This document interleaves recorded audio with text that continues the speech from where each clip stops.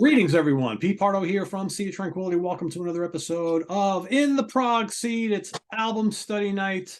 Let me introduce the crew here. We've got Mr. Chuck Alvarez. Guest starring tonight, Mr. Rick Labonte. Guest starring tonight, Mr. Steve Feigenbaum. Eric Porter is in the house. Louis Nasser's here. And the Professor of Prague, Mr. Ken Golan, is here. We've got the double whammy 1-2 punch of prog rock revenue retail websites here, right? I mean, it's like we've got the Laser's Edge and Wayside / That's right, because we're both so desperate to sell you this not very new album. I know that I'm going to get off this show, and because I was here for 45 minutes or whatever, I know I'm going to make an extra $5 that I wouldn't have made otherwise. I'm sure you'll make more than that. But we'll see. You'll make more. Oh, no, Funny enough, not on this one. Yeah. Funny enough, I actually got a few copies of Passion Play in today. I haven't had it in years. Wow. It just happened to coincidentally show up today. So that's what we're talking about today. We're talking about Passion Play. I was going to say, my copy doesn't look like the one on your left. My copy looks like the little dinky one. There's all sorts of variations on Passion Play here. They're very good at that. Yeah, big time. So, and this is Lewis's pick. So, and of course, generally when we do these, the person who picked the album is going to run the show. So, our master of ceremonies, Mr. Nasser, I will turn it over to you. I'm sure he's got some little bit of factoids about this album, and he's got questions for all of us. And we're going to kind of dissect this classic to some people, one song, one epic album, A Passion Play by Jethro Tull. All right. So, I chose this record for two main reasons. The first one is that it's a record that I've seen through the years that a lot of people who supposedly really like Jethro Tull sort of disparage. And I never quite understood why that was. It was even true that in the few years where I played in a Jethro Tull tribute band, the people there didn't want to play any of the music from this because it had saxophone. Mm-hmm. All right. A lot of saxophone. Yeah. But more on that in a second. And the other reason is that that was the first Jethro Tull album that I bought with my own money as a kid. So your other ones were bought with somebody else's money? Well, no, the other, my first two were Thick as a Brick and Aqualung, and they were in a Memorex tape that I bought as a bootleg outside the subway in Mexico City. I hope you didn't pay too much for them. No, I got what I paid for. And so when I got that record, I was just drawn in immediately, and I just played it and played it and played it and played it, and I poured over it, and it just captured my imagination. So it's always been a favorite, and I never understood why people disparage it. As far as I know, and I'm not a history buff or anything, this is what I know about it. The band had just come off doing Thick as a Brick in 1972. That was a mega successful record in a variety of levels. That broke them in a big way commercially, which put, of course, a lot of pressure on them to do a follow-up. And it is my understanding time in England, they had some really draconian tax rates. It was something 83% on earned and upwards of 90-something for unearned.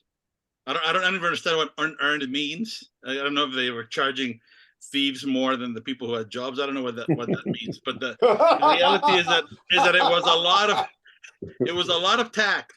Mm-hmm. And a lot of bands at that time were looking for places to record that were not England, so they could be tax exiles. Mm-hmm. And there was a particular in France called Château de Uberville, which is where Pink Floyd recorded Cured by Clouds, and where Elton John recorded Hunky Chateau and several other people. Mm-hmm. And off they went to that place, and they began to be victimized by technical difficulties, bed bugs, because it was also a place where they were all supposed to stay. According to Martin Barr's own recollection in the liner notes, there was a cook who was, according to him, a bearded lady. And, she would make Not that there's anything wrong with that. I'm not a hater, I'm a player. There you go. But in any case, she would apparently make a soup on the Monday and just keep reheating and adding stuff to it throughout the week, which and they made the meat a lot of horse meat, which is a thing in France even to this day. I know because I've lived there a couple of summers, and the British inexplicably didn't seem to like it, even though they eat English food. Regardless, they got food poisoning. It was one thing after the other. Things weren't working. And the main problem they had is they decided the only way we can follow Thick as a Brick is with a double album. Mm-hmm. That it was supposed to explore the meaning of life, good and evil, and the perspective between animals and humans. And that wasn't going well. And they were thinking that was because they were eating horse meat. Yeah, well, you know, it's true. And they decided to report and go back to where they recorded Thick as a Brick and do their 6th album there. But because the situation left such a bad taste in their mouth, they decided to start again. Now, in addition to having to start again, their manager had already booked a US tour for them. So they were under the gun, right? And they had to do it very fast, and there was a lot of stress.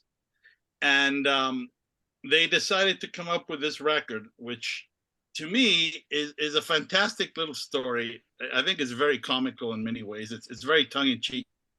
It's a story of a guy called Ronnie Pilgrim who dies in some kind of weird car accident or something on Fulham Road. And the album is broken into 4 parts, 4 acts. And just as if you were in the theater, there is an intermission, which is the story of the hare who lost its spectacles. Mm-hmm. And I think that the band at that time took all the stuff they learned with Thick as a Brick and just put it on 11. Yeah. Everything was over the top. The arrangements were over the top. The way they interlaced the various themes. They even brought in the saxophone, which was an instrument that Ian Anderson had played with the John Avon Band previously, but not really done anything with in Jethro Tull. Mm-hmm. And the results are mixed. I have here a quotation from the critics, which I think is pretty funny. Let me just find it. Yeah, Rolling Stone said, and I quote, "Strangles under the tonnage of its pretensions, a jumble of anarchic, childishly precocious gestures that are intellectually and emotionally faithless to any idea other than their own esoteric non-logic. Expensive, tedious nonsense." Right? That's Rolling Stone, which to me is very meta for Rolling Stone, because that's actually what fucking Rolling Stone is, right? Yep. But although at that time I guess it wasn't what it became, but nonetheless, and Ian Anderson, although he's one of the people who I most admire, and Jethro Tull music has always been really important and a very big part of my DNA, is that he's always tried to sort of have his cake and eat it too. He's always done, especially at that time, he's done very complex music. And then he's always tried to disavow the notion that it's progressive or in any way pretentious, right? Which is ridiculous, right? Evidently, it is what it is, right? Mm-hmm. But I think that the album, quite frankly, is an incredible accomplishment. It's not perfect, but the only reason it's not perfect is just because you compare it to many other albums of the time and other albums by the band. And I think that if I had to levy one critique to it, it's that they sort of ran out of time and they didn't compose a proper ending for it. The album starts great, it goes through the first act, which is Ronnie Pilgrim is dead, and he's looking at everybody, and the silver cord lies on the floor, and he sort of goes to his funeral, and he's sort of going through the motions of what is going to happen. Then he goes into purgatory and is exploring the icy wastes, and this angel sort of grabs him and takes him to Act 2, which is where they put him in this theater where they show him his life, and this really weird cast of characters have to judge it, and based on his merits decide whether or not he gets to go to heaven. And at some point in this conversation, they decide that they're not going to cross his name out and that he can go to heaven. And then comes the story of the hair, the loss of spectacles, which, you know, many people dislike. I'm not one of those people. And then once he's in heaven, he realizes in Act 3 that most of the people in heaven are just really boring. Yep. They're just judgmental douchebags, and he wants nothing to do with them. And so he goes, and everything is sardonic and funny. That God, heaven is run by a guy called G. Oddie and Sons. So he goes to G. Oddie and asks him to please send him to hell because he's had enough of this. He can't take another second of this. You know, the whole song of, you know, at the foot of the stairs and all that is about him wanting to go to hell. And so he goes, and they're received by Lucy, aka Lucifer. And Pilgrim basically discovers that Lucifer is even worse than the people in heaven. And also he realizes that, you know, this whole notion of I'm either going to be in heaven where everything is supposedly good or 100% good, or in hell where everything is 100% bad is kind of nonsense. And I think that's the main message of the album and the lyrics. And that is true in Judeo-Christian mythology, what I would call it, that there is this idea of an infinite punishment or an infinite, you know, achievement. And the reality is that nobody deserves an infinity of anything. It's a word that people use who don't understand mathematics. They don't understand infinity at all. So it's just absurd in many ways. But he's trying to escape from Lucifer. By the way, that whole sequence of songs, and for that I do have to put on my old man reading glasses. But the sequence in Act 3, Forest Dance number 2, Foot Over Stairs, Overseer Overture, Flight from Lucifer, 10:08 to Paddington, and Magus Perde, which is Act 4, when he finally meets the Magus. It's some of the best music Jethro Tull ever made, in my opinion. And I just think it's uncompromisingly excellent in every way. And he's escaping from Lucifer, and he runs across this character, the Magus Perde. According to Stan, that is a combination of Latin and French. It's supposed to be like one of, I guess in the Jewish tradition of the Bible, you had the biblical prophets who had the powers of God and were like seers and very powerful. But a Magus Perde is a guy who somehow pissed off God and ends up going to hell. He's like a very powerful seer that has lost his way. And that's why Ronnie Pilgrim finds him in hell. And the Perde tells him there's a third option, which is he can come back and rejoin the circle of life. And he has to roll the dice. He doesn't know how he's going to come back. So it plays into the whole reincarnation thing. And that is how the story resolves. Mm-hmm. So Ronnie Pilgrim decides that he doesn't want to go to, and again, he certainly doesn't want to be in hell, so he's going to roll the dice. Now, in fact, the name Passion Plays, I think, is also kind of tongue-in-cheek. Passion Plays, as I understand, are basically reenactments of the life and the suffering of Jesus Christ, right? And they're very problematic for a number of reasons, chiefly among them the fact that they portray members of the Jewish community as devils who killed Jesus, even though clearly it was the fucking Romans who nailed him to the cross. I don't quite get that. But the Jews eat some crow from people. I know this because I'm married to a Jewish woman, and I adore my connection to Jewish people, but it's kind of silly, right? I killed Steve.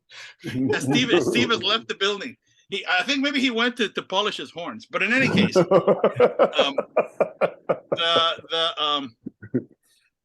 so everything about this is tongue in cheek, but not the music. I think the music is unbelievably fucking serious, and I, like I said, I think has a few that I dislike. I don't like the fact that the tempo, for example, I'm really gonna nerd out, but for people who really have heard the record before the story of the Lost the Spectacles, it ends, Act 2 ends with the Forest Dance Part 1. It has like that thumping C note. Mhm. And then the whole interlude, and then when it kicks back in with a different tempo. And that I actually don't like that. Like a break in continuity. Luis, are you tapping your foot the entire time that the story of the hair and you have no is going idea on? to what extent I have nerded out over this, my friend.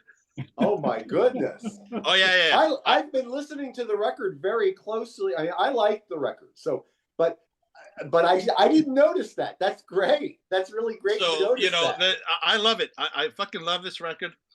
And I wanted us to talk about it. And I was really excited to know that Steve would join us, because now we have two members of the tribe who are also people who are very near and dear to me and who know a fuck ton about music. So we always get to hear Ken, but now we get to hear you too. So just one last comment. In reading the liner notes, and this, by the way, is the Steven Wilson remix. That's what I got. I know that Ken loves the Steven Wilson remix of Aqualung. I will say this. I would suggest that you listen to this version. There's two reasons for it. The first is that it is unbelievable how much better something already great got. Yep, and the second thing is that in the Overseer Overture, in the original LP, for some reason, they just spliced like 40 seconds of music off the tape. But then the engineer had the foresight to add it at the end of the tape.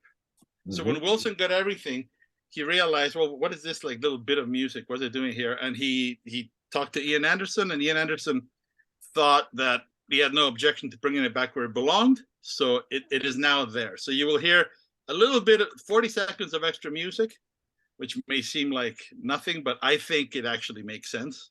And it's a beautiful record. So he did clean up some of the horns, from my understanding. He cleaned up a lot of things that were a little muddled. Yeah, like that's the idea. I mean, the mix is for all the layering and overdub. He did a marvelous job, because you can hear it. But he gave Ian asked him to take out a few horn samples that was just out of key, it wasn't proper, and he didn't want him auto-tuning it, so it was easier to take it out. For everything else was there anyway. Yes. So. Now, just as a side comment to this record, it bears noting that the music that eventually became this, in part, also songs are in here, in War Child from '74. And then for the completist, there is the Nightcap. And disc one of the Nightcap is the Chateau d'Iberville, which the band labeled Chateau Disaster. It was such a clusterfuck. And here you can see, I believe it's Tiger Tune and Critique Oblique that eventually made it into versions of these songs were reworked and made in here. The other stuff did not. But if you really want to get a sense of an embryonic passion play, this record is where you can go. A lot of people prefer this simply because it doesn't have the sax. Right? He went and I don't know what it is. I don't know what it is about prog people and saxophone. I don't know either, man. But I love this record. So without further ado, I'm gonna pass it over to you guys, and I would like you to tell me what you think of this record. So let me start with Chuck. Oh man. Well, thank you very much. Well, it's good to see you all, you guys. Rick, welcome back. Steve, welcome back. Once again, good evening, gentlemen. Which I told you how much I really cared about Jethro Tull, and this album, which that still ranks as one of my top 5 Jethro Tull albums of all time. It's an album that, from the first time I heard it, I loved it. What's it? It's a musically dense album, as Lewis had mentioned. Especially going into Acts 3 and 4. Which you see how it starts off a bit like off keyish, as you mentioned beforehand, but then it winds up making its way back in. The Stephen Wilson mix just cleaned all of that up. Yes. That this is an album that, as mentioned before, it's a very dense album musically, and even more dense lyrically. When you listen to the lyrics, it's supposed to be a pilgrim progress, as they also call that most of the time. A lot of Christians, in regards to a passion of Christ himself.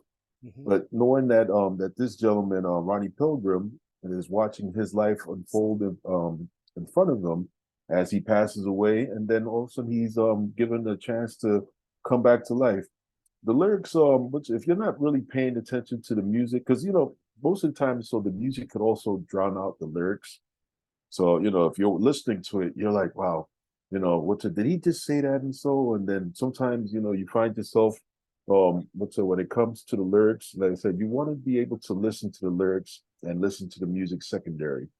But Passion Play just happens to be one of those albums that if you're not paying attention, the story of itself will get lost on you. Most people, they can't stand the spectacles part, and so, but it's essential to the storyline, because this plays out like a play. You get to hear how Ronnie Pilgrim, how his life when he dies, and then he's being judged at heaven, and he realizes that everybody in heaven is not that cooped up to being so he wants to go to hell. And going to hell, as Lewis mentioned, and so wasn't all that cracked up to be either. But I think the story works. I think the music, musically, especially now, the episode just works a bit much better. And I personally, it's always going to be one of those Jethro Tull albums that I will always pick within my top 5. Maybe even my top 4. That's how much I love this album. Thank you very much for this album, Senor Lewis. And Passion Play will always be a killer for me, through and through. All right. A question for Eric, who I know is likes his Yes records. I tend to think of this record and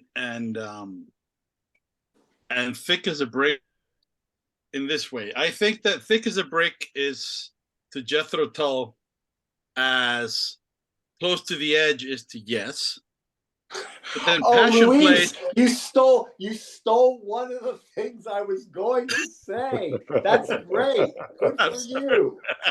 But I think that this is to Jethro Tull as Relayer is to Yes. So it just takes it into that more dense jazz fusion terrain. It's would you agree? And what do you think of this record? I definitely think it's a harder listen than Thick as a Brick, for sure. Thick as a Brick, to me, everything works, it gels, it's going to sound odd, but it's catchy. You got that main theme, the acoustic guitar stuff. I know that stuff is in Passion Play. Now, I'm probably going to be the boring guy tonight. I like a Passion Play. I don't love it. I'm not a lyrics guy. So the story, other than reading about it, I never have listened to this for the lyrics. I hate the hare that lost his speckles. I hate it. I don't have that skip button. It's 7 minutes. To me, that just, I don't know. Maybe I don't get English humor. And even then, if this is an album you listen to a lot, I don't know how you can continue to listen to that. It's just, I don't need it. So right there, get rid of that 7 minutes. But I definitely, that's, I didn't think of it that way, Lewis, but it's a good comparison because I think this is as similar as it is to Thick as a Brick, it's definitely a different listen. It's a harder listen. It just, to me personally, this record does not come to me as easily as Thick as a Brick did and still does. Whether that's the catchiness of the tunes, I don't know, Thick as a Brick. And this one, I feel it's a little disjointed, whereas Thick as a Brick works in that piece. This one, there's sections where I think you mentioned the ending. The ending just seems kind of like, It happens. you know, there's no, Suddenly it's over, right? yes. It's like they're still playing, but they're removing the scenery from the stage. It's a little weird, yeah. But you know, I hate to be boring, but I feel like I'm middle of the road. This is not one I'll pull out. Songs from the Wood, Heavy Horses, those are my favorites. Not that that has anything to do with this, but if Thick as a Brick and Passion Play were sitting on the shelf, I'd go to Thick as a Brick before I would go to this one. But I do like this. And I, like you said, I think it probably is the most complex piece of music Tull did throughout their career. Okay. I'm gonna go to Rick because I know and I love Rick, but Rick is almost cloyingly positive. So I'm gonna ask him to tell us tell us what you think about it, but also I want you to do you think that it was a mistake for Ian Anderson to reach for the sax, as so many people say? I don't know. I think by this point of the game, there is a lot of enormous pressure to add something they didn't do. But let's start with what they just left off. The album cover of Thick as a Brick was brilliant, right? Having a newspaper, and you know how the whole experience of having vinyl in your hand, you're spending the evening or at least 45 minutes dedicated, just like a movie. Or when you go to the Passion Play, you got a program just like you're about to go to a theater. I love that. Right off the bat, before even listening to it, when I saw that kind of stuff, I was like, oh man, because I love this shit, right? And to be truthful, nothing wrong with going theatrical. I mean, to be very truthful, I mean, that was my gateway to be a performer. I started off in a high school play, right? And when you get the courage to perform in front of people, it helps you get the nerve to go on stage and stay in character and just do your job. If you know your song, you know your lyrics, you do your thing. So I have a passion for plays in general, not just Jethro Tull Passion Play. I do appreciate that. I've seen Les Miserables, Evita, and then seen all the rock operas from Meatloaf to Queen, all these different people taking their albums and make a story out of it. So I'm already bought and sold that they came up with this idea in the first place. I like that because I thought Ian got to have that pressure. But to bring the saxophone was probably to add to show you I'm doing something different, because at this time among his peers, people are bringing the latest Mellotron, the latest gadget to be some kind of something that they never put on record before. So there is that race in the prog world to do something nobody did. And so I think that's where he did it. Was it necessary? Probably not. And I think that's why Steve Wilson did the adjustment that was necessary. But let me tell you about the mix and what I thought about the music overall. I'm with Eric in the point where Thick as a Brick is my favorite album, and a lot had to do with groove, right? It wasn't so tricky in time signature that just when you're starting to get into it, they're changing it, and I go, man, they could have stretched that out just a little longer. I was digging it, right? I had that feeling a couple of times through Passion Play, but I also thought that was pretty tricky shit to do. And I wonder how they're going to pull this shit live. And I was kind of interested in that aspect of it. So overall, did I like the record? Yes. But when it came down to the hair loss spectacle, to me, it gave me a flashback, like, where am I, in Romper Room? I mean, when I was a kid, I used to have records. My parents used to give me a storybook, whether it's Peter and the Wolf or Fox and the Hound from the Disney, and you will follow the book and help you learn to read as a kid, and you listen to it. And I felt like I've listened to one of these child records. And I understand that if you're going to do it in a tall record, this is kind of an album that you might do it in because it's about a play and it's theatrical, but it's kind of not cool, right? I want to skip it sometime. It's only 4 minutes. I mean, I don't have attention deficit that I can't listen to it.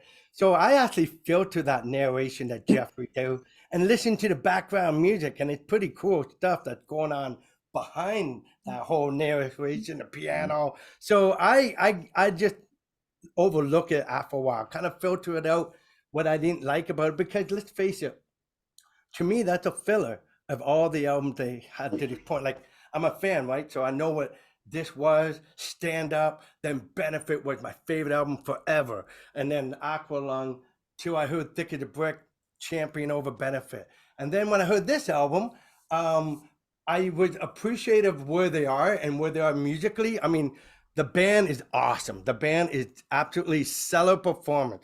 I mean, just take out all the vocal and list it as an instrumental album. This album is impressive. So I'm more impressed with the music than, even though I'm a singer, than the whole lyric thing and the whole concept, and as much as I am with the musician have to back this stuff up.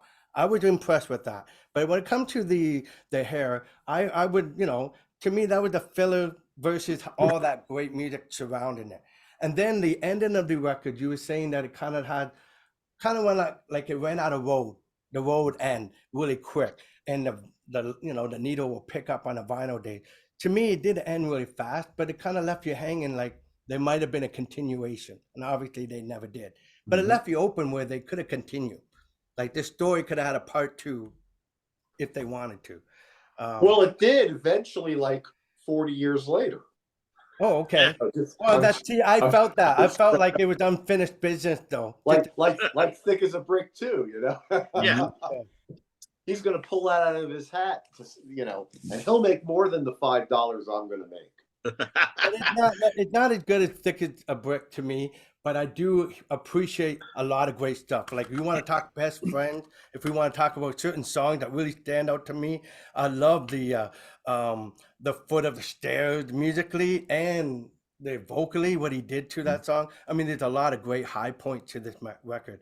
I guess when it comes down to it, I got this video called the 25th anniversary of Jethro Tull, and they had a video of the hero who lost his spectacle, and I'm like, that didn't help me any better either. I thought, I see the video, I'm gonna like it, even so, like a cartoon or something like that, and it didn't do no justice. the way that I think of that section, and again, also just for full disclosure, I did all my education in an English school in Mexico.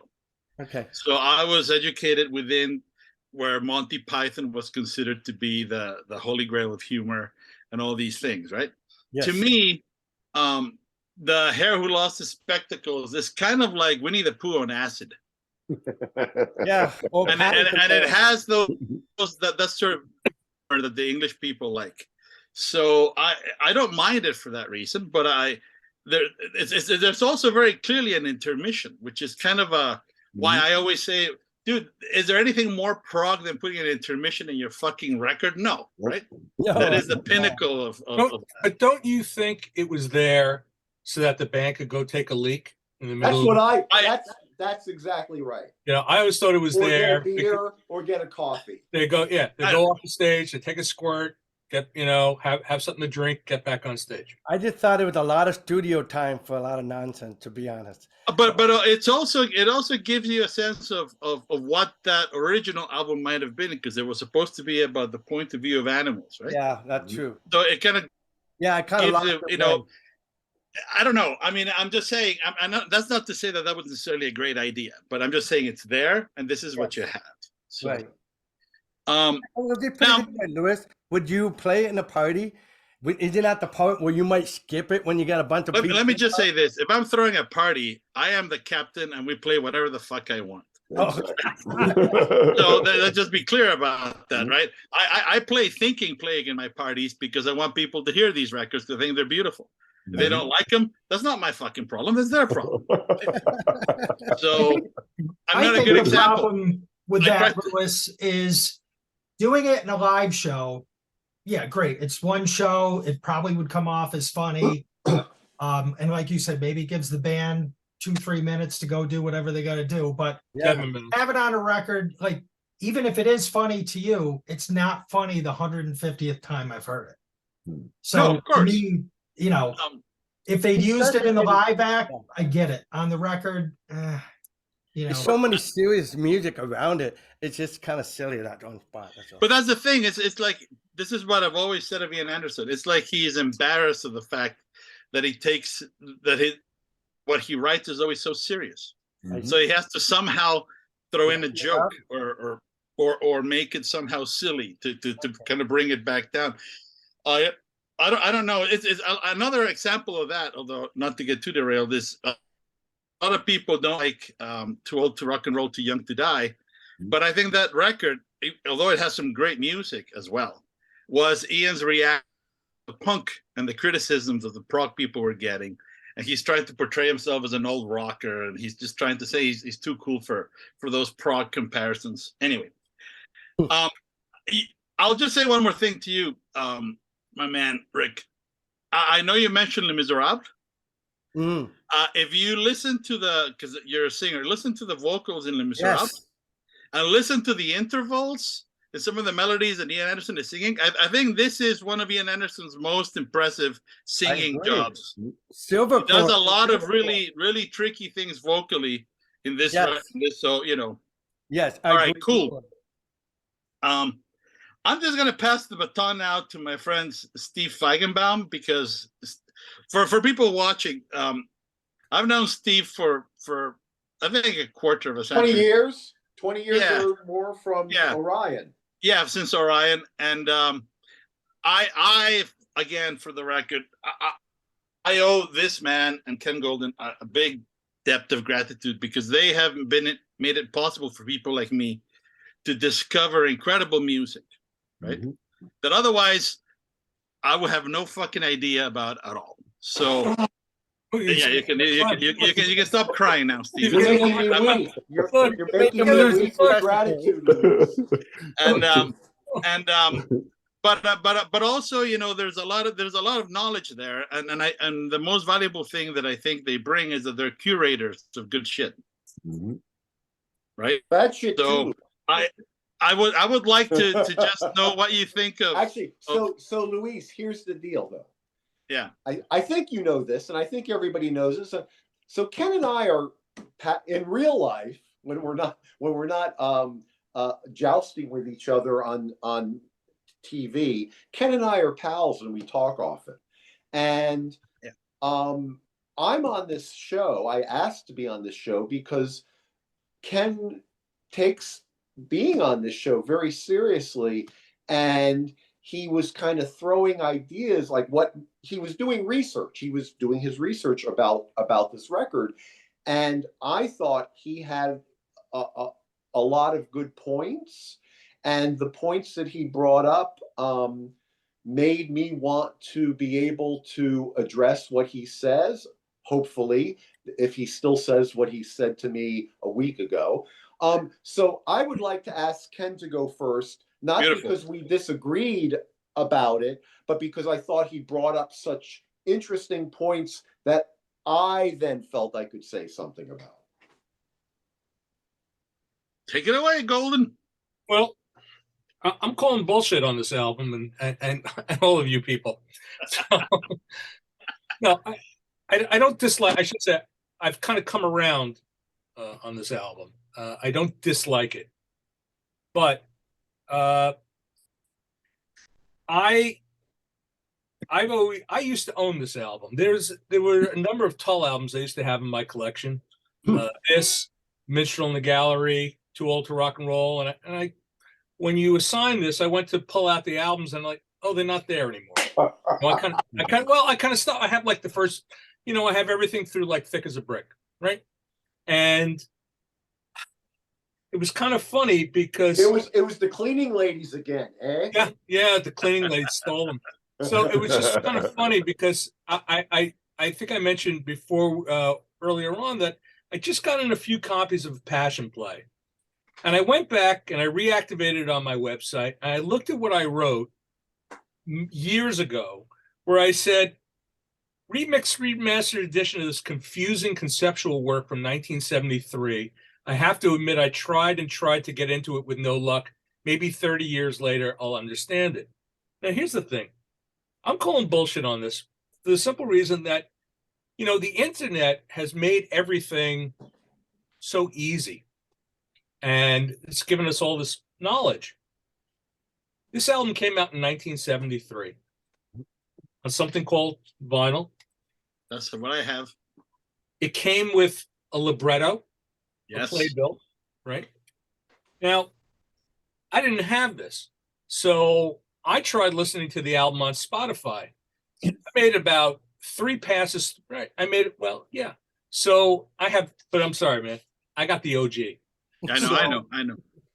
So, I tried listening to this album on Spotify because I was not committed to buying it. And it's impenetrable. If you try to listen to this record streaming, it's just gibberish.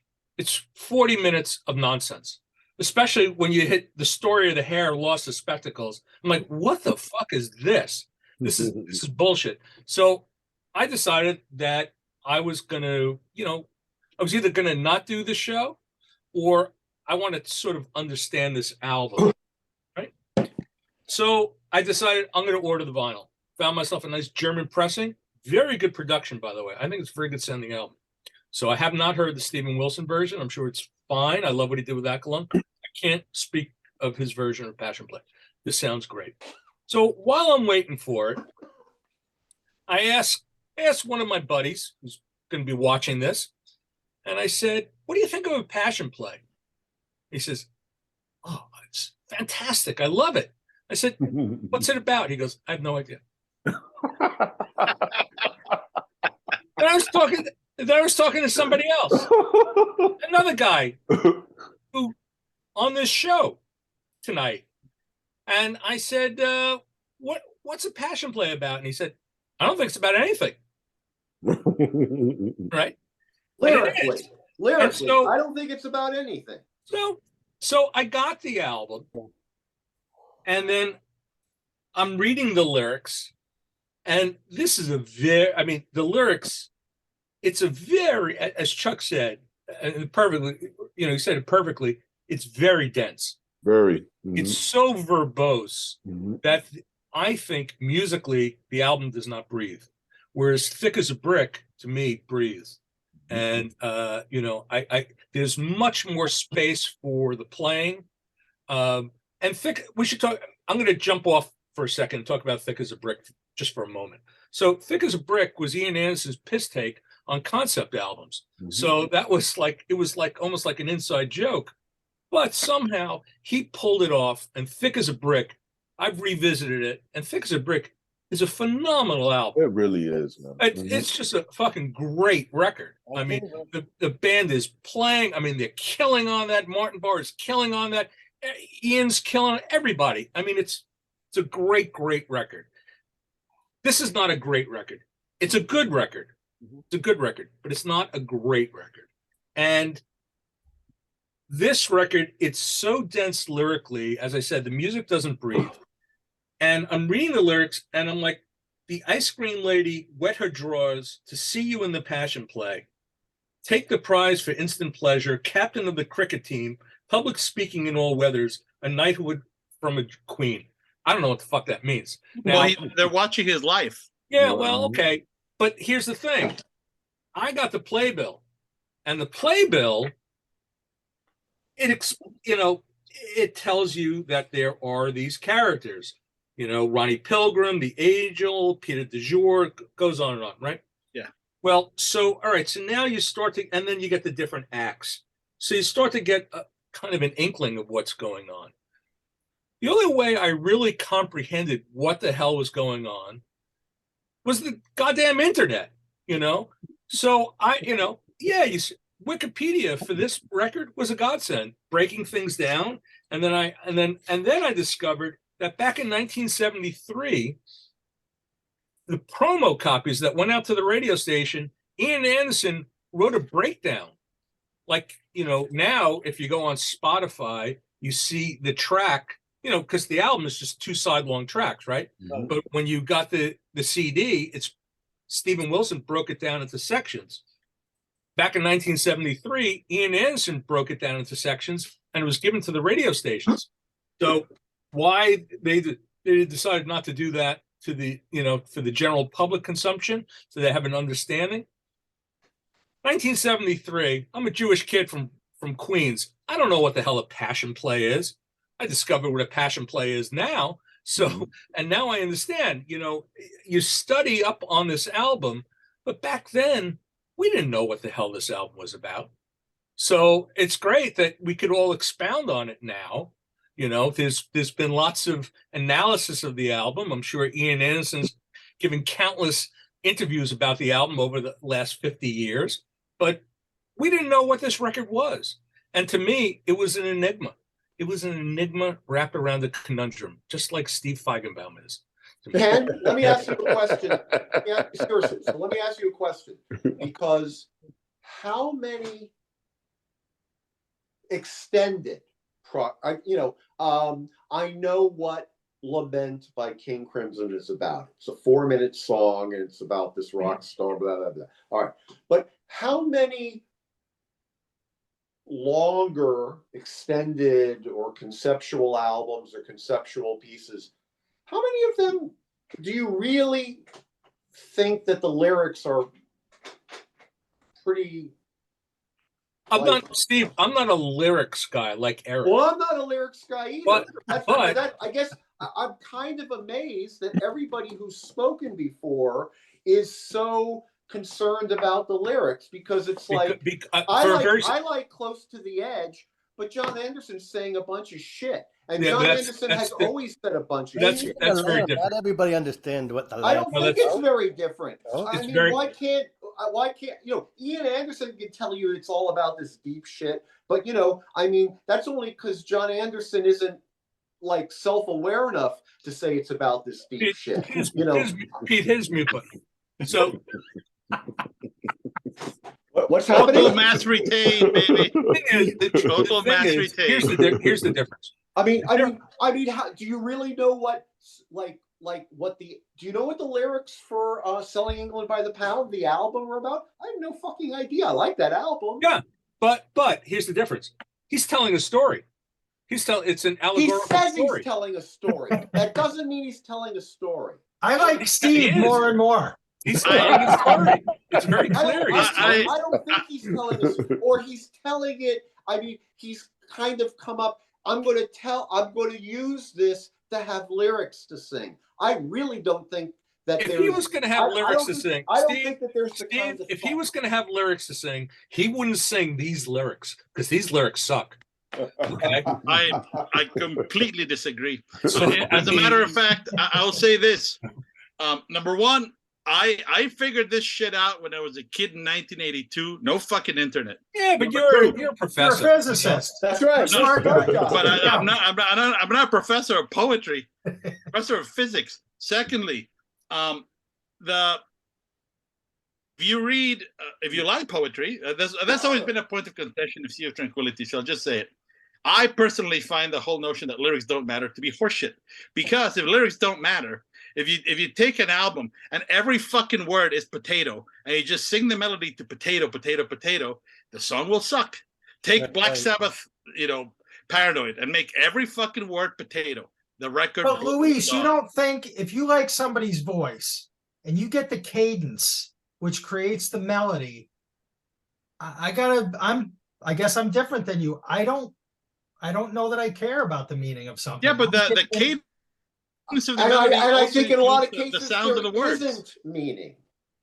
Maybe not, but what I'm saying is this particular story, to me, is not unlike although of course it's a much, much less sophisticated, but it has some commonalities to the poem "The Wasteland" by T.S. Eliot. Mm-hmm. Which, of course. I was just thinking about that. Yep. Well, I'm just saying, if you read that shit, you will see it. And it's not to say that Ian Anderson is an intellectual. I'm just saying the guy is not an idiot. No, he's a very smart man. And he tries to bring in these things that captivate his imagination. Luis, and then he becomes self-conscious. But that doesn't. Of the fact. Yes, Luis, but that doesn't mean that he's doing anything more than dabbling. Luis, you were reading T.S. Eliot I was reading Silver Surfer and Justice League of America. Okay, so it's a little different. Well, that's why he's a professor. This record has what I call flow in terms of the lyrics. It has no lyrical flow. And if you want to talk about John Anderson and all his, Total Mass Retain and all his bullshit, for me, when I listen to a Yes album, the lyrics are rubbish. They are. In fact, but there's a cadence, there's a flow. It's the sound of the words which have the importance, not the words themselves. At least to me. I mean, later on when John Anderson was writing about when the circus came to town, that's when the music started to get shittier and shittier. Okay, when the lyrics were more obtuse, right? And people would write books about the meaning of John Anderson's lyrics, and it was all horseshit, right? Didn't matter because to me it was. I still don't know, what half of the things he's saying, but it's his voice, and as I said, it's the flow and the way it integrates with the music. Thick as a brick. That's a very good point, because they have a flow to them. That's been my point. It's so dense. But the thing is, Ken, what I mean, Thick as a Brick. Mm-hmm. I know what it's about. It's about, but it's not in the poem. It's not in the lyrics. It's about a poem written by this little kid. Right, Gerald Bostock. Yeah, by Gerald Bostock. And there's the whole little thing supporting it in the newspaper. And so he does a really good job of supporting the lyrics in this concept. But the lyrics themselves are shit. They're just as bad as the lyrics to, I won't say it's bad, because I don't think they're bad, but they're as meaningless. Mm-hmm. I think the lyrics to Thick as a Brick, which I agree is a better record, although I really like A Passion Play, but it's the only thing that's better about them is he turned it into this sort of like thing with the newspaper. The newspaper tells the story, not the lyrics. The lyrics don't say anything. Yeah, but look, most rock lyrics are bullshit anyway. Well, that's exactly what I'm saying. Yes, but it's the density of the lyrics in Passion Play that differentiate it. That's a taste thing and whatever. But I mean, it's not like Ian Anderson wrote these really great, wise lyrics, and then suddenly on A Passion Play, he fell down this wormhole because he never, I really like Jethro Tull are like one of my favorite of the big five bands. And, I don't know what any of his lyrics. I mean, he has a lot of songs about not getting along with his family. That's about all I've been able to gather out. And it's really all, and I really don't care because I like the band and I like his singing. And I think the cadences fit, and maybe there's too much stuff. I certainly didn't feel about A Passion Play that there was too much singing. And I thought the lyrics were just as twaddle as they always are. That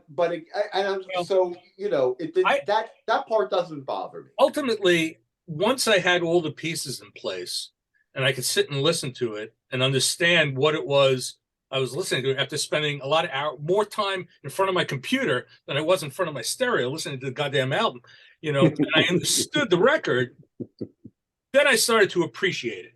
And, I started to listen to the music and pick out the parts, and pick out what's going on. And then, oh, wow, that's some really cool organ here. And, and I don't mind the sax. I noticed that there was a lot less flute, but, it was more cohesive, and I understood it way more than when I first started.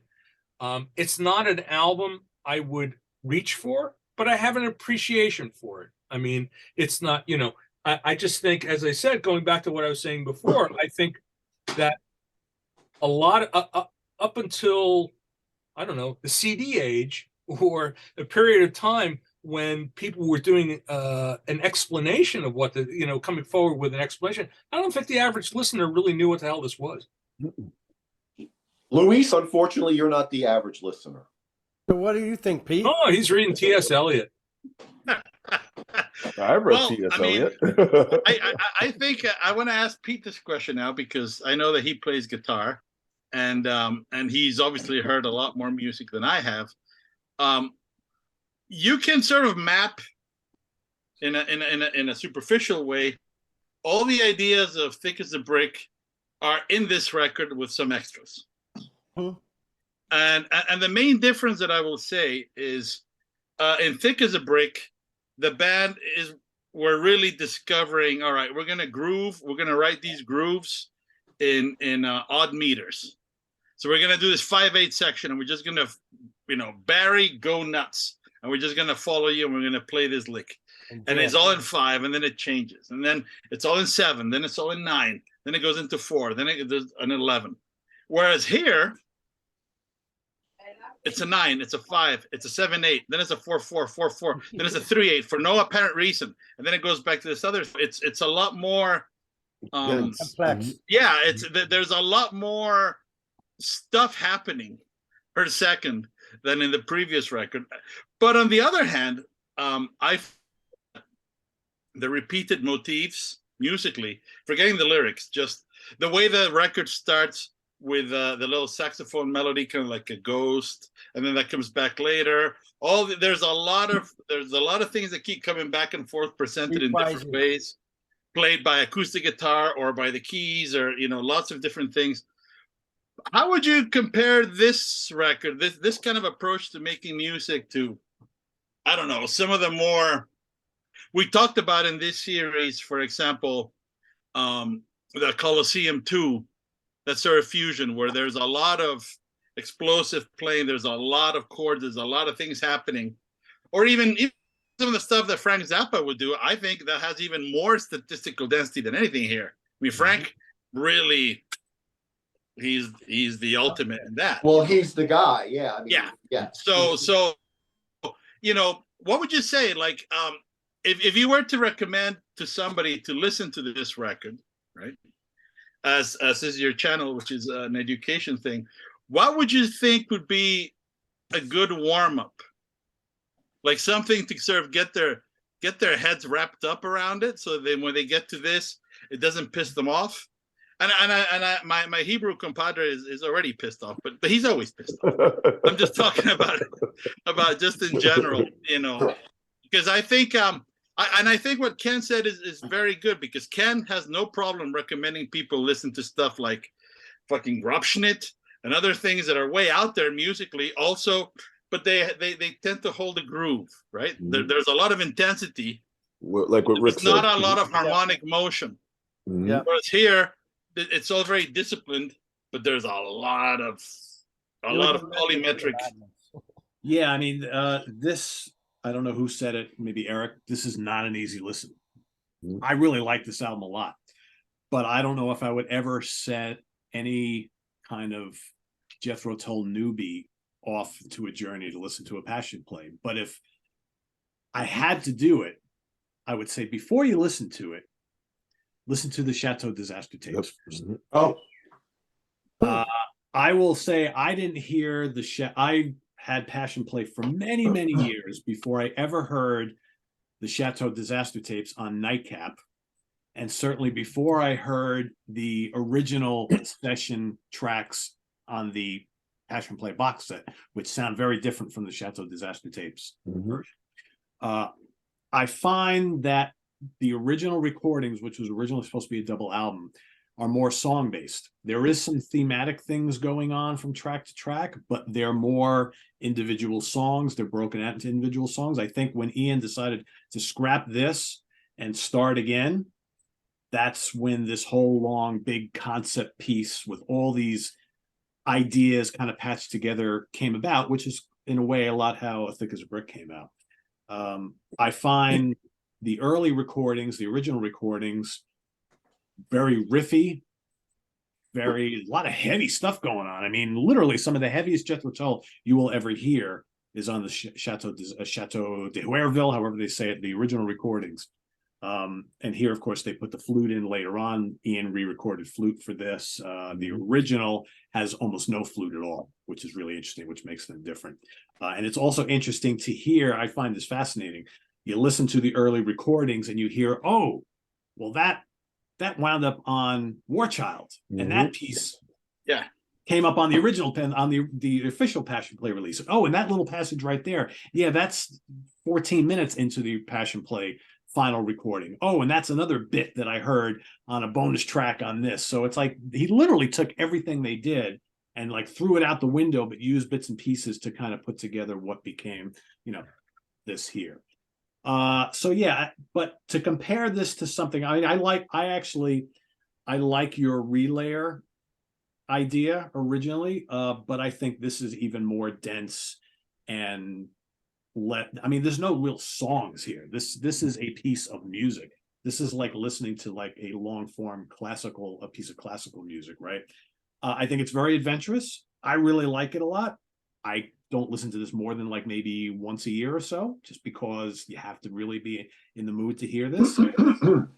I like this better than what I'm going to say right now, but to me, this is one of those you really have to be in the mood to hear it. And when you do, you have to hear it start to finish, like Tales from Topographic Oceans. I'm very critical of Tales quite often. I do like lots of bits and pieces of it, but when I want to listen to it, I have to listen to the whole thing through and through once every 5 years, and then I'm done. I don't need to revisit it again for a long time.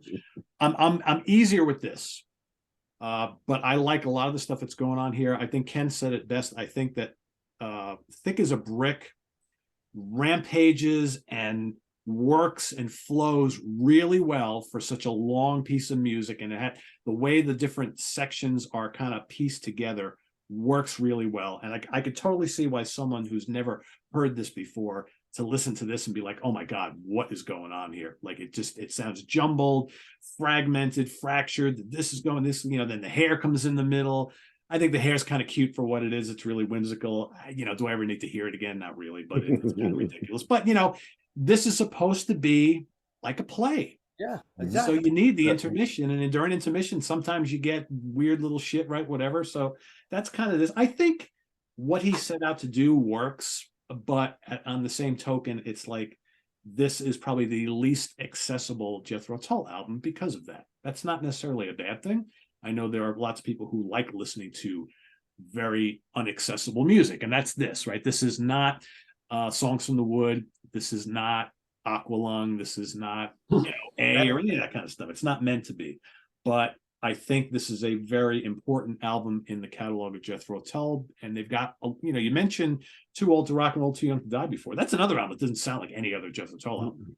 Short songs, right? Very straightforward stuff. It's not prog, it's not blues rock. It's just like whatever. So I think this album had to happen. And I'll tell you what, I'll add one thing which hasn't come up yet.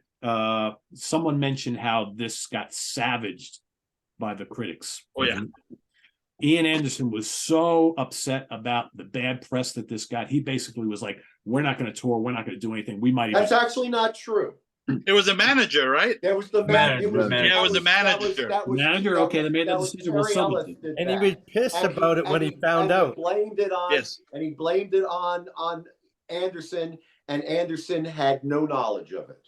Yes, it's funny that you mentioned that also, because you and Eric, both guitar players, Barr hates this record. But Martin Barr solo plays some excerpts of this record, and he loves playing Sea Lion, for example, which belongs to the original sessions, right? And I think that I think the main reason he hates it is because he found it impossible to play the whole thing on stage. Yep, that is right. Right, and I can say from experience, I have never attempted to play this live, but I have on many occasions played in front of a paying audience. Thick as a Brick, start to finish, and that record has its tricky parts. Pretty straightforward. If homework, you can get through it, no problem. But I think, Louis, if you were to pick apart the original recordings here, I bet you would love to play stuff like Scenario, Audition, and No Rehearsal, which are these just powerful riffy dirges and just amazing, Yeah. amazing songs. Mhm. That you would probably Martin probably loved playing that stuff. Barrymore Barlow likes the music but hates the saxophone. That's right. He's on record saying that when he found out that we're going to redo it, he was praying they would just strip the sax and bring in the flute. The flute, that's right. Yep. Yeah. Louis, But there's one thing about this record that I want to point out, because Ken has mentioned in other conversations about the latest album, and Ken said that in his opinion, and I quote,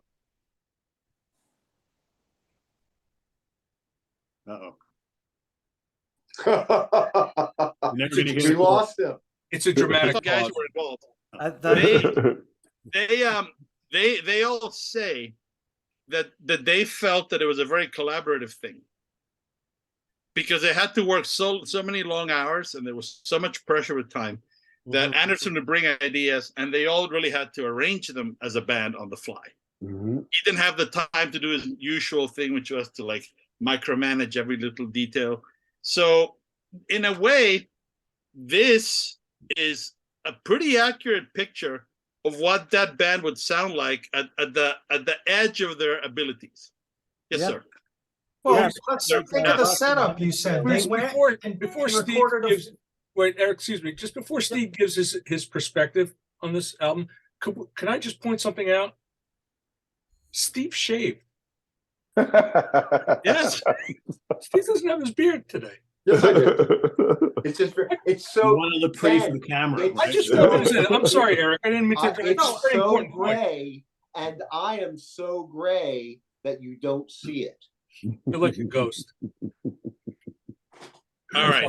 I So interrupted. please go ahead, Steve. All right.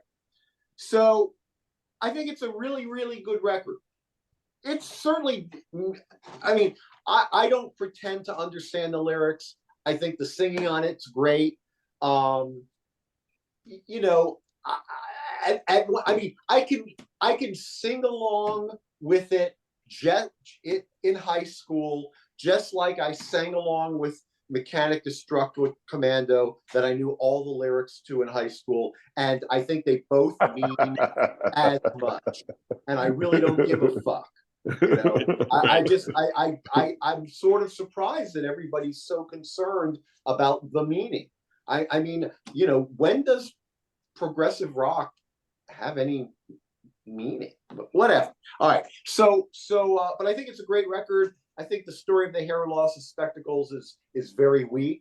I think that if you took it out and you just had as a body of work for the music, I don't think that there's anything really weak in the music, you know, other than the fact that the two parts are in they're not in the same rhythm, as Luis pointed out. I think it would have been much better if just what is it, Force whatever 1 and Force whatever 2. Yeah, Forest Dance Part 1 and 2. Yeah, Forest Dance Part 1, Part 2. I think it would have been much better, like just as an album like that. But I did make some notes about it. One thing about the density, this record was written and played by Jethro Tull. Essentially, the last tour they did was the tour they did with Gentle Giant. Mhm. I think that has a lot to do with it. That may also have a lot to do with the saxophones. I don't know. I think the saxophone playing is really good. I mean, I don't think Ian's great, but I like the sound. It's a different sound, and it still sounds like Jethro Tull. And it's like, I know I read that he found playing the sax really hard, and he didn't enjoy it. Okay, you know, I get that. But as a instrumental voice in the piece of work, I think it's great. I think it's great. You know, just like, you know, as an instrumental voice in the piece of work, his flute playing is great. He's not a great flute player, but it's great within the whatever. The other thing that I noticed is I think it's the first album where it's really obvious that there are Moog synthesizers.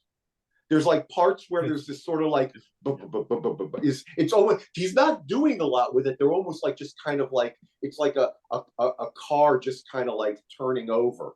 but it's side there. two. There's a lot on side two. Yep. A lot Yeah, of, lot on and I actually really liked that. I thought it was really nice, you know. And you know, maybe, you know, Luis is probably right about what Ian Anderson wanted it to mean. I got to say, I think Luis put a lot more effort into what it meant and figuring it out than Ian Anderson ever did putting it together. But that's my personal feeling. You know, I'm impressed that you came up with that as a kid. I mean, I really am. And I was going to say, you know, you said about turning thick as a brick up to 11. You know, that was a great analogy. And I was going to say, just because you turn up to 11 doesn't make it better. And so I think that this is this is turned up to 11 compared to Thick as a Brick. I really like Thick as a Brick. I really like this record. But if you said to me, Steve, which do you like better? I like Thick as a Brick better. I think it's a better record. It's also, they're kind of like they're kind of very similar in some ways if you discount the fact he's playing sax, but they're these big overarching concept records with a lot of density and all, and maybe and they were in a big hurry, so maybe they didn't have as much time, it was whatever, but it's like Close to the Edge to Relayer, or Fragile compared to Close to the Edge. I mean, they're both good. They're good works, but I can tell you which one I think is better, and I mean, certainly Relayer to Close to the Edge is a great example, because Relayer is still really good, and it's definitely more up to 11 than Close to the Edge. But I think Close to the Edge is the better record. Yeah. But that doesn't mean that Relayer is a bad record in any way. Well, it's a great album. Well, I wouldn't appear on this show and say otherwise. Fucking fear for my life. Never have you back. That's really essentially all I want. Those are the things that came up that I wanted to say. But I do think that some of the statistical, some of the density, I'm going to guess, is because they did this big tour with Gentle Giant. I think it's curious that he did a concept album following a concept album. Yeah. But this concept album, you just could I personally would say, you think about the two songs that they actually edited from here, or if I'm not mistaken, they said that the edit singles were the edit 8 and edit 10. So what's it, growing up, and so I'd never really heard much of a Passion Play on radio. I don't think I've ever heard any excerpt from this album at all. What's that? I've heard excerpts from A Thick as a Brick and everything beforehand and afterwards, but never from this album. I would have been very happy to hear some stuff from there, but I've never heard. But they said that they released 2 single edits from there, edit 8 and edit 10. They were in the Best of Jethro Tull collection. Yes, that I haven't. So that's where I found out that they actually released them. But as I mentioned before, I've always loved the album. But I mentioned before, I remember listening to this album with my friends growing up, and they just found the album to be a little bit too fast for them. Like I'm listening to it. I'm sorry, Chuck, did you say too fast? Yeah, too fast. Like it just seems like they couldn't keep up with the tempo of the song, especially on side 2. And I'm like, I'm a guy that loves Gentle Giant. And I'm telling these guys, I'm like, if you listen to this, this stuff is actually quite good. And so they could never get it. So this is an album. There's a reason for that. There's a reason for that. And the reason is that it's so lyrically dense, and it's one piece of music that, as mentioned, there isn't the breaks, the instrumental sections are relatively short, even compared to like Thick as a Brick. But so yeah, it is kind of fast in a way, because it's almost like Breathless. He's throwing so much lyrics into this storyline. He's pushing this storyline, and there's these instrumental parts and all, but there's no respite. It's just it's just a sidelong thing until all of a sudden you hit this idiotic story in the middle. So but anyway, but I don't know. I think that's a good point. I would say that the people who describe it as too fast, I wouldn't imagine they really mean the tempos. Mhm. I think that Editing. the themes and the parts change too quickly. It's Mhm. the feel. Just like what, It just like what really- Ken said. Mhm. It's the Yeah, feel. yeah, It's the exactly feel what of it. Ken said. I think that it takes a long time for your brain to do the math. Mhm. But then once it does it, then it's like, because then you begin to anticipate it, and that's the pleasure, right, of music. Is when you've heard it enough, you anticipate what's coming. That's when you start to really internalize it, and then you can just groove with it. Exactly. And that's a big ask, right? Mhm. This is not sonic wallpaper, No. for sure. No, I think Chuck's Problem. comment about the single edits that were taken from this for potentially play on radio, to my ears, there's nothing radio friendly about this. No. No piece, nothing No. that you're gonna I cut don't out. know. Best friend might get away with it, but I don't know. Mhm. I don't know, man. I mean, to me, again, the Flight from Lucifer, which is the edit that was that one is a little bit like the bumpity bump thing from Thick as a Brick.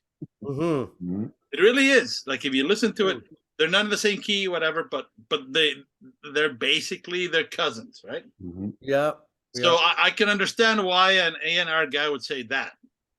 We want that. Well, the A&R guy had to pick something, Louis. Yeah, Yeah. right. I mean, that doesn't Yeah, mean, right. that This doesn't is the mean- number one album. I mean, Yeah. who Mhm. here is familiar with Soft Machine Volume 4?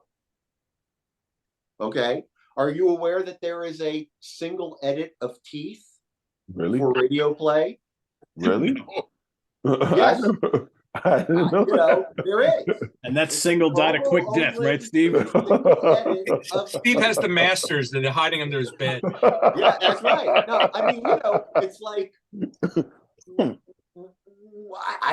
oh, really? Really?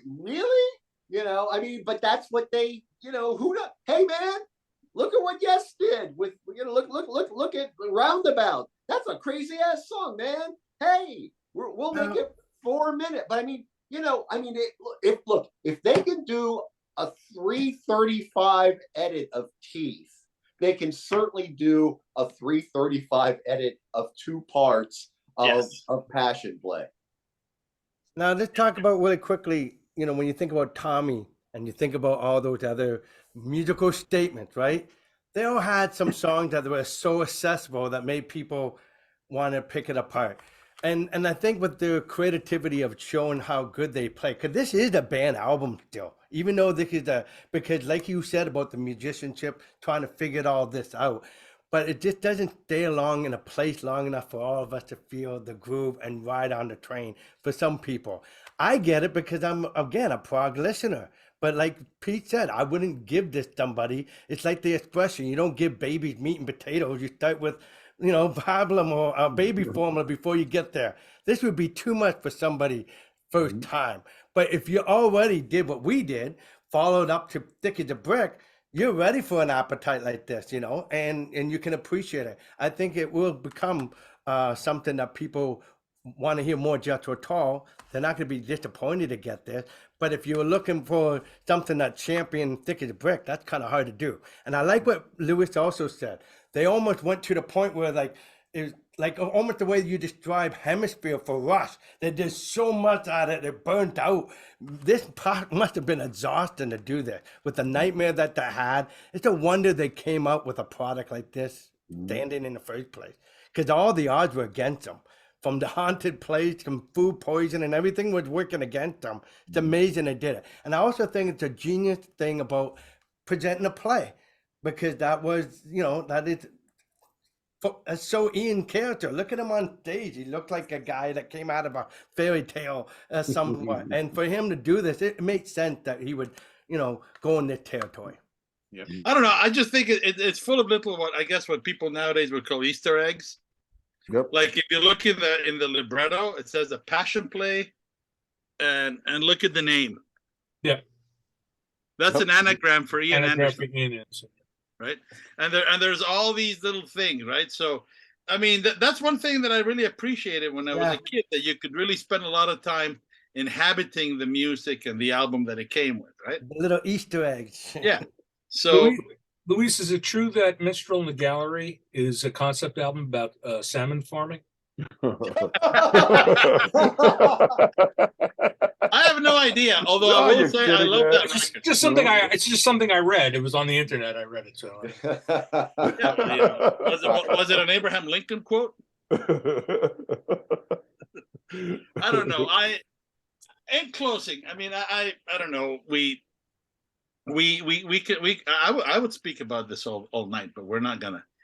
All I will say is that for me, this record was very important, and I did have one advantage. First, like Rick was saying, I did start with Aqualung and Thick as a Brick, and before I actually bought the LP, the same bootlegger that I would get hooked up with, I bought a bootleg cassette of In by Gentle Giant, and I didn't have a lot of money, so when I got one of those tapes, I had to fucking live with it and study it and really listen to it. So, and that was a game changer for me. I absolutely love that record, and I love that band. So that was very different from Jethro Tull. I think Gentle Giant is a different formula, different mentality, and so when I first heard this, it wasn't as, I didn't find it as harsh as I would have had this been my entry point, I think.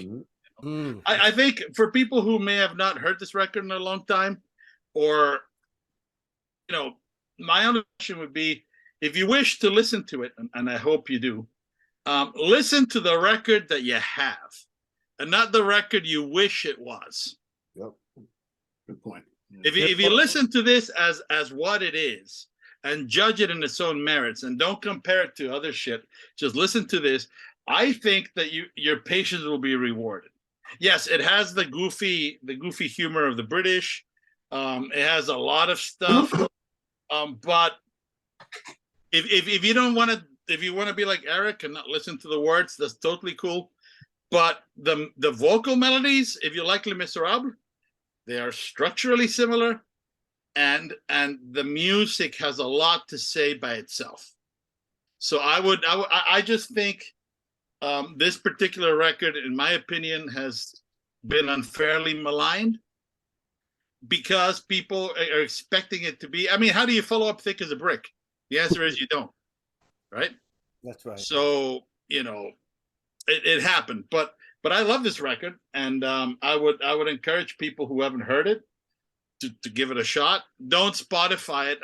I don't know about Spotify. I don't use Spotify. I need, this is my fetish. I need things, right? I need to hold them. I need to inhabit. Yes. So I'm not gonna endorse, you know, that anal parasite. But I will say, does not work for streaming. I would say get the record in some form. Go to YouTube and hear the whole record. Yeah, hear the whole thing. And then let us know in the comments what you think, because look at that.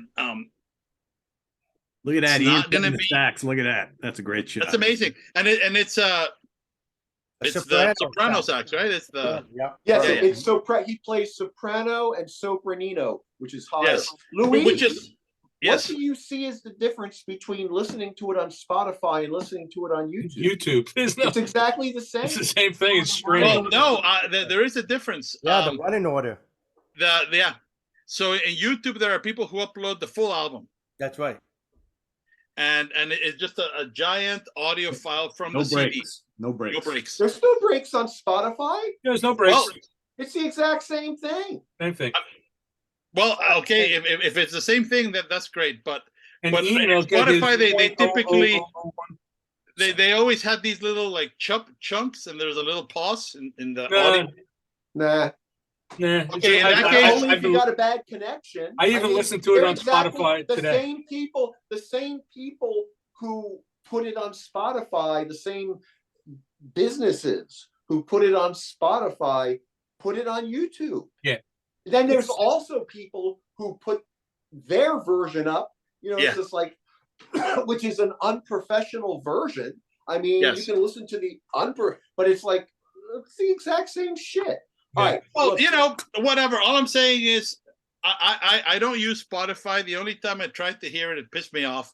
So I gave up on it completely. I would say if you can find it on Spotify and whatever, but just listen to the thing start to end. Mhm. Right? Yeah. And give it a fair shake. Yeah. You Then know? you'll be frustrated, and then you'll buy the CD or the vinyl. And Exactly. while you're at it, make sure you go listen to the Jethro Tull version. Yes. As well. And remember, there's essentially three different versions of this album. There is the final version, which is this. There is the original version, which is available on here, but you can get it. That's available on the internet too. You can stream that, which is the original without the flute, and then there is the addition of the flute on Nightcap. So all different. Pete, is there not flute on the original version because it wasn't finished? Very little, Steve. But I mean, so I've never heard the Chateau or the box. Is there? I mean, did they purposely want there to be very little flute, or they didn't finish They couldn't working at the finish. Chateau? It could be they didn't. It could be they didn't finish. Mhm. It could be they didn't finish. But I will That's tell what I you, would guess. it's really weird because I actually heard the Nightcap version before I heard the original version, which is available. Well, the Nightcap Box version set. came out in '95 or '98. Right, so that's and he recorded all that flute specifically for that compilation. right. And the flute is perfectly placed on all those songs. So I know all those tracks with flute. So when I heard Right. it without the flute, I was like, oh, that's kind of weird. That's the original. Thank you. It's missing. And the last question I have, and I have to go because I'm not feeling well. But and is the sax on either that original version or on the Chateau, or no? That was something they did when they made the album. I don't recall there being much, if or any, sax at all Okay. on the original stuff. Yeah. Okay.